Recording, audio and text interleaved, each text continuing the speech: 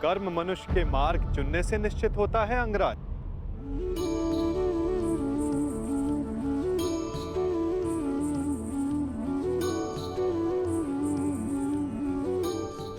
प्रश्न ये करना चाहिए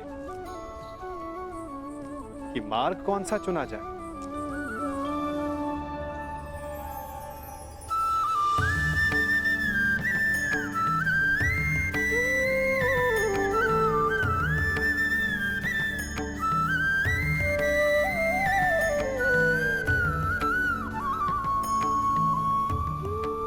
क्योंकि लक्ष्य उत्तम होने पर भी यदि मार्ग अनुचित हो तो लक्ष्य प्राप्ति असंभव है।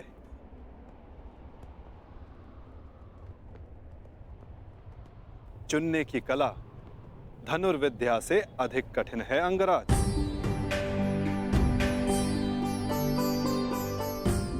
जैसे एक महान योद्धा उचित मार्ग नहीं चुनता तो अनुचित मार्ग उसे चुन लेता है और महान से सामान्य बना देता है। इसीलिए युद्ध, मित्र और शत्रु चुनने में सावधान रहना चाहिए। दो मित्रों के वार्तालाप में विघ्न डालने वाले तुम हो कौन? मैं कौन हूं वो महत्वपूर्ण नहीं, मैं क्या करने आया हूं वो महत्वपूर्ण है। हमारे कर्म ही हमारा परिचय बनते हैं। परिचय दो अपना। क्यों आए हो यहाँ? मैं नटवर हूं, महाराज जरासंध का दूत। अंगराज को उनके लक्ष्य तक पहुंचाने आया हूं, वहां ले जाने आया हूं जहां उन्हें होना चाहिए। बस, एक राजा को लाने के लिए एक राजा ही आए, यही उचित है। जाओ और जाके कह दो जरासंध से जब तक वो स्वयं कर्ण को लेने नहीं आएगा अंगराज कर्ण कहीं नहीं जाएगा। एक राजा को लाने के लिए जरासंध ने दूत भेजा।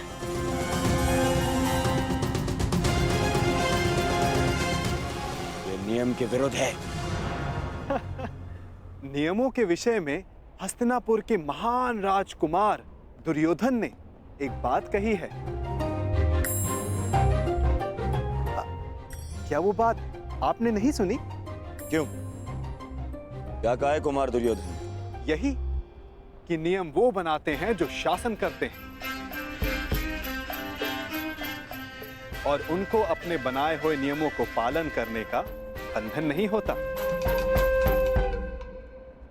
जिस तरह एक नदी अपना मार्ग चुनने से पूर्व किसी से पूछती नहीं, उसी तरह एक शासक अपने बनाए हुए नियमों को बदल सकता है। अब आप ही बताइए महोदय, क्या राजकुमार दुर्योधन ने कुछ अनुचित कहा?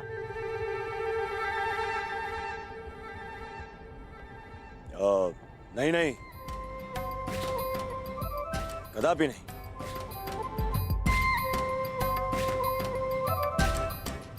दूत का कार्य है संदेश देना अंगराज, परंतु फिर से कहूंगा, चयन करने का उत्तरदायित्व तो आपका है। आप मेरे साथ आना चुनते हैं या नहीं, ये तो आप पर निर्भर करता है। कर्ण ने यदि कुछ चुना है तो केवल अपने वचन का पालन करना है। मैं तुम्हारे साथ आऊंगा दूत। अहो भाग्य, मैं भी यही चाहता था कि आप मेरे साथ आए।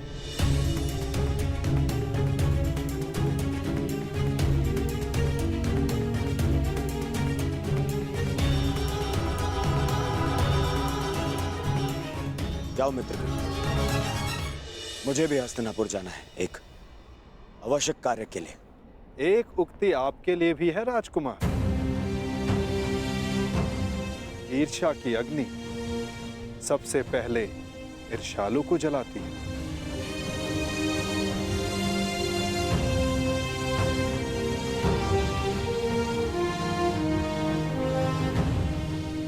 क्या कहा तुमने?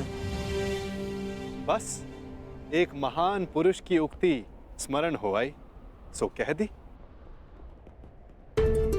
वैसे ये उक्ति राजकुमार दुर्योधन की नहीं है, पर हां, है उन्हीं के लिए।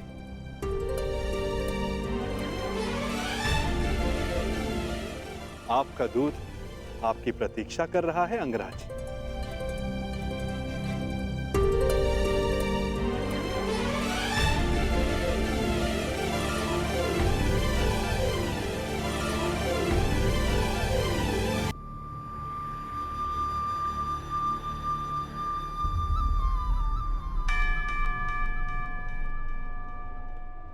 आपको लक्ष्य तक ले जाने का कर्तव्य मेरा है अंगराज, इसलिए रथ के अश्वों को किस दिशा में लेकर जाना है वो मेरे हाथों में। मैं अपना रथ स्वयं चलाना जानता हूं। जानता हूं, परंतु आज आपका सारथी बनने का अधिकार मेरा है। हां, अगली बार मैं ऐसा कर पाऊंगा या नहीं, ये निर्णय तो आपका कर्म और आपका चुनाव करेगा अंगराज।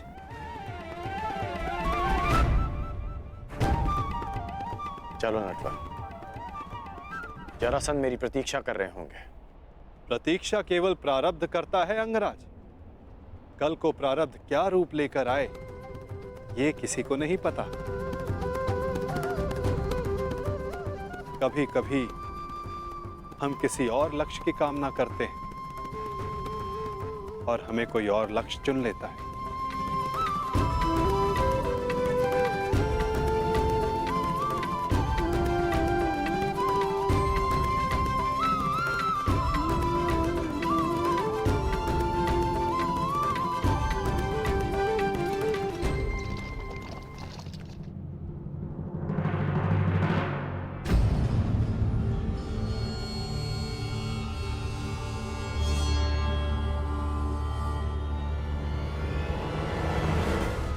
मुझे देख के यूं आश्चर्यचकित ना हो कुमार दुर्योधन। मैं यहां अंगराज को लेने आया।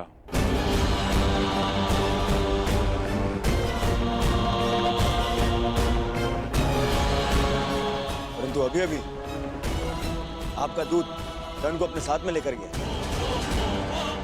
दूत? परंतु मैंने तो कोई दूत नहीं भेजा। एक राजा को स्वयं राजा लेने आएगा, यही नियम है। नहीं भेजा? फिर वो कौन था जो कर्ण को ले गया?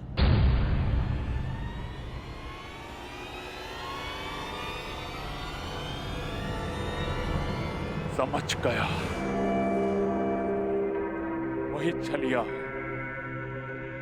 वही मायावी जो हर बार जरासंध की छाती पर एक और पराजय का घाव कर जाता है। कृष्ण, वासुदेव कृष्ण।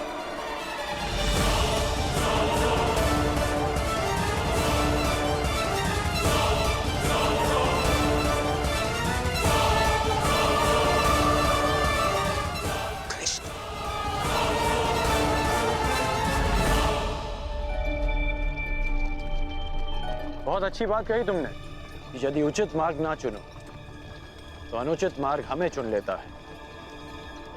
किसने कही हैं ये पंक्तियां? अंगराज प्यासा नदी का मीठा पानी पीता है, उसके उद्गम की खोज नहीं करता। भूखा मीठा फल खाता है, वो फल किस पेड़ पर था उस पर शोध नहीं करता। ठीक उसी प्रकार किसने क्या कहा है वो महत्वपूर्ण नहीं, महत्वपूर्ण कुछ है तो ये कि कही गई बात समझ में आई या नहीं। किसने कहा है उसे ढूंढने निकलोगे तो समझ नहीं आएगा कि क्या करना है। समझ गए ना?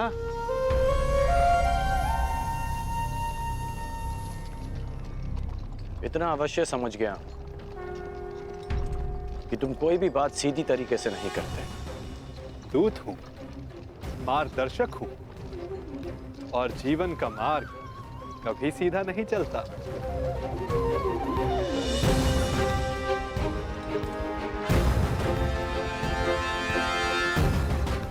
पहले भी मैं मगध सीमा आ चुका हूं, परंतु ये मार्ग भिन्न क्यों लग रहा है? निसंदेह आपकी यात्रा इस युग की सबसे रोचक यात्रा होगी अंगराज। इसीलिए इस यात्रा में आपका सहयात्री बनना चुना है मैंने।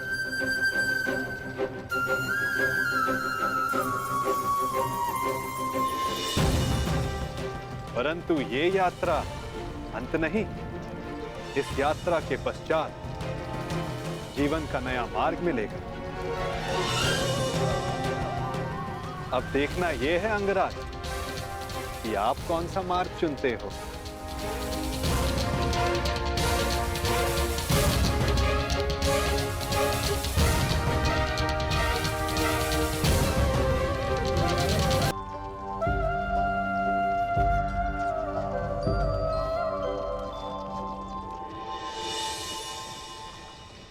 मन की शुद्धि के लिए आवश्यक है कि उत्सुकता के वेग को रोका ना जाए। प्रश्न नहीं करोगे तो उत्तर कैसे पाओगे?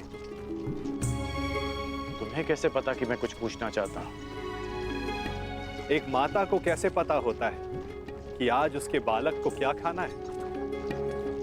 एक ढाल को कैसे पता होता है कि तलवार किस ओर से आनी है?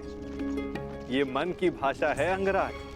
अपना मन सचेत हो तो दूसरे का मन पढ़ना कठिन नहीं। तो तुम मन की बातें भी पढ़ लेते हो?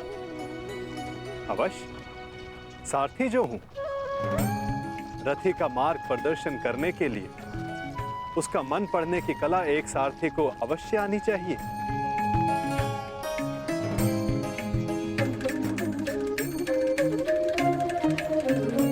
वैसे युद्ध करने में बहुत कुशल होना अंगराज।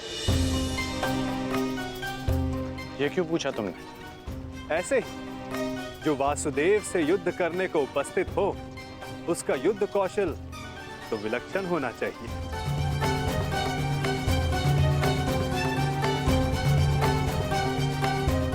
तुम्हें कैसे पता कि मैं वासुदेव से युद्ध करने जा रहा हूं? जरासंध ने बताया? नहीं।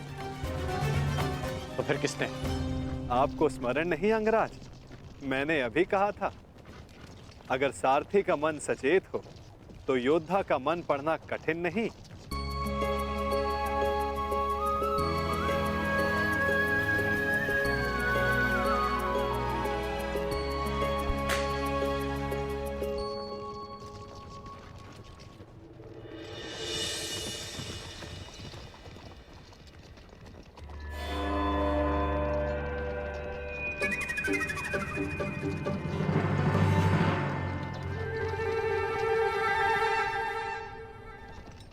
सारथी, और तीव्र और तेज चलाओ।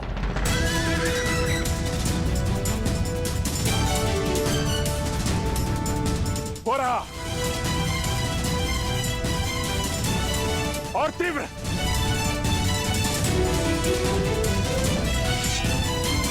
जरासंध को एक बार और मूर्ख नहीं बना सकता ये वासुदेव। और तीव्र।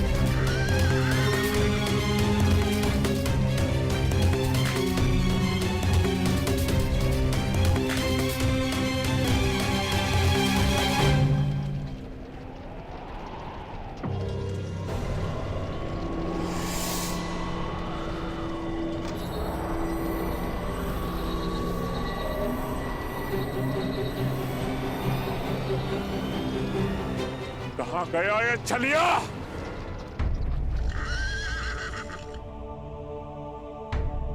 अब ये रथ क्यों रोक दिया? मेरा मन पढ़ने के लिए? मन पढ़ने के लिए नहीं, मार्ग पढ़ने के लिए। यदि लक्ष्य तक की यात्रा लंबी हो तो बीच बीच में रुककर मार्ग जांच लेना चाहिए। भाप लेना चाहिए कि कहां के लिए निकले थे, कहां तक पहुंचे हैं और कहां जा रहे हैं, और ये यात्रा आवश्यक है या नहीं।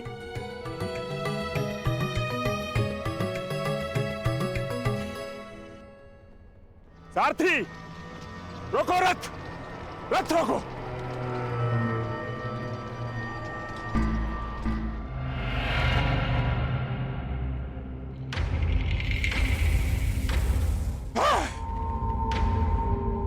फिर से जरासंध की आंखों में धूल चौंक गया ये कृष्ण, परंतु ये जरासंध भी हार नहीं मानेगा। चलो सारथी।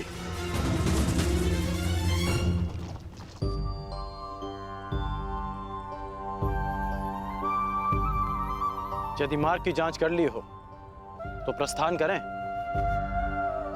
रथी को समय पर लक्ष्य तक पहुंचाना भी सारथी का ही कर्तव्य है। सत्य कहा आपने, परंतु एक बार पुनः विचार कर लीजिए अंगराज। अर्थात मैं इंद्र का सारथी नहीं कि मैं जल और वायु पर भी रथ चला सकूं। सामने देखिए अंगराज।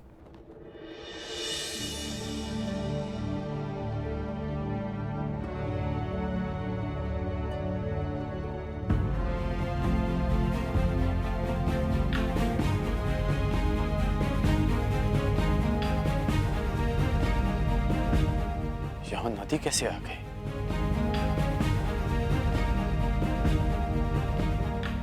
और मैंने इसे पहले क्यों नहीं देखा? नदी हमारे मार्ग में नहीं आई है अंगराज, हम नदी के मार्ग में आए हैं। अब सोचना यह है कि इस बाधा को कैसे पार करेंगे आप।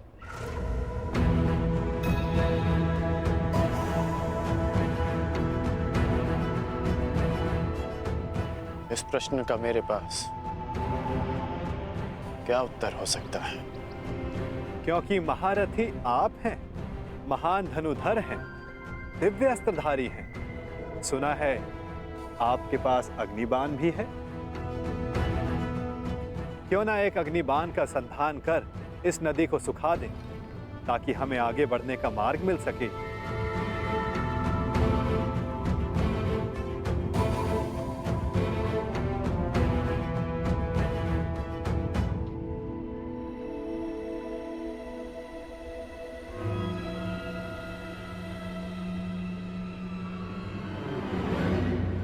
आपके लिए समय से ज्यादा महत्वपूर्ण और कुछ है?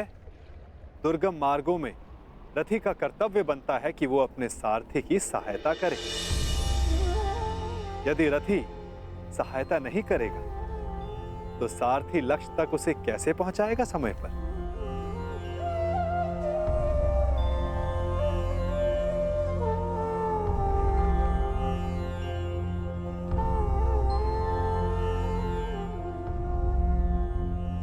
यदि लक्ष्य तक की यात्रा लंबी हो तो बीच बीच में रुककर मार्ग जांच लेना चाहिए।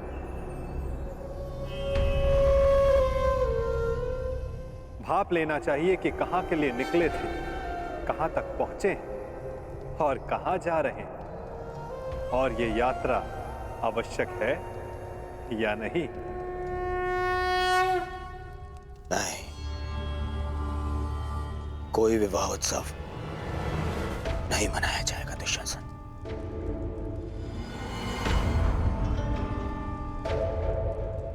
दुर्योधन तब उत्सव मनाएगा जब उन पांडवों का अंत हो जाएगा। उत्तम दुर्योधन, उत्तम।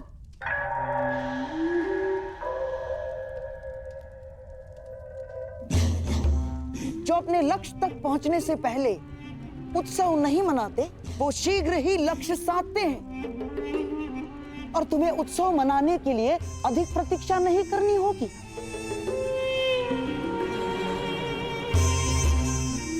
पुरोचन अधिकतम अगली पूर्णिमा तक लाक्षागृह का निर्माण कर ही देगा। तो बस तुम्हारे लक्ष्य प्राप्ति के लिए केवल 15 दिन शेष हैं। नहीं मामाश्री, नहीं।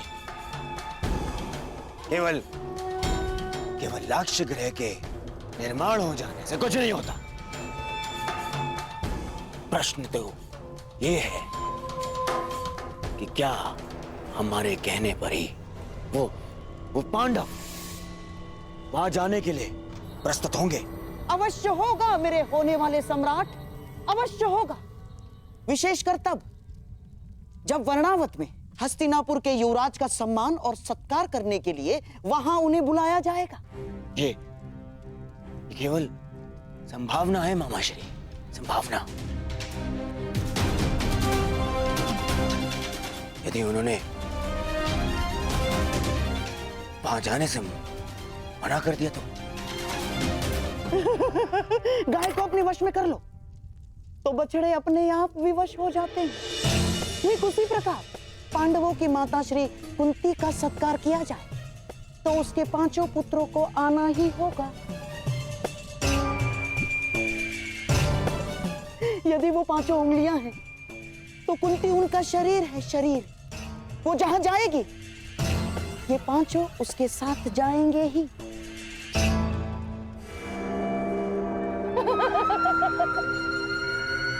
परंतु मामाश्री, वो लाक्षागृह है,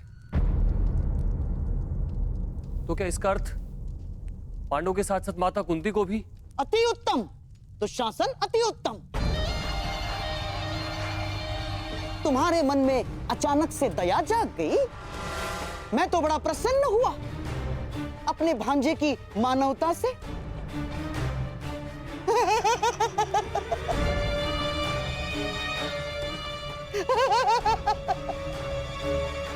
राजनीति में चने के साथ साथ घुन को भी पिसना होता है दुशासन। और हां, कुंती तो तुम्हारी माता समान है, तो उसे अपने पुत्रों के वियोग में व्यथित होने दोगे? क्यों ना उसके पुत्रों के साथ ही उसके आने वाले कष्टों का भी समापन कर दिया जाए।